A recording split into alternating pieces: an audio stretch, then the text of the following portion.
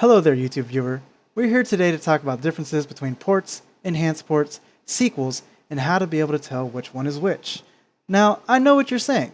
Ta-kun, I know the differences, I don't need this video. But that's what everyone on the internet says, so let's get started. The first thing we'll cover here is a basic port, a game that is directly transferred from one platform to another with no updates or enhancements. Here, you see Tales of the Abyss on the PS2, followed by the 3DS port. Aside from the resolution, this is the exact same game on both systems. Seriously guys, it does not get more simple than this. Next up we have our enhanced port. This footage is Tales of Vesperia running on the Xbox 360. Here we have Tales of Vesperia on the PlayStation 3. This version added a new playable character, more mystic arts, new songs, new towns, new bosses, along with other things. Despite all this new content, the game still runs on the same engine, has all the core mechanics intact and unaltered, and it still markets itself as the same game with new features. This means the game will either have the same title or something added on to the end of it. Tales of Vesperia is obviously a good example, or the Definitive Edition coming out later this year, or Mario Kart 8 Deluxe. You get the idea.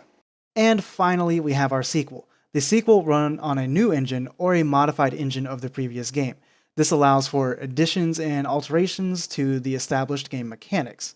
In our case of Super Smash Bros. Ultimate, we have changes to air dodges, rolls, damage output, etc. Along with this, we have new characters as well as updates to existing ones. Overall, these changes affect how the gameplay feels. And last but not least, this game is marketed as a new game with a different title. Notice this is called Super Smash Bros. Ultimate and not Super Smash Bros. For Wii U Deluxe. And while it's possible for a sequel to reuse assets from previous games, we don't go around calling games like Majora's Mask a port of Ocarina of Time.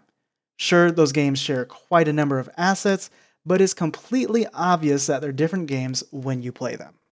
So there you go, now you know the differences between ports, enhanced ports, and sequels.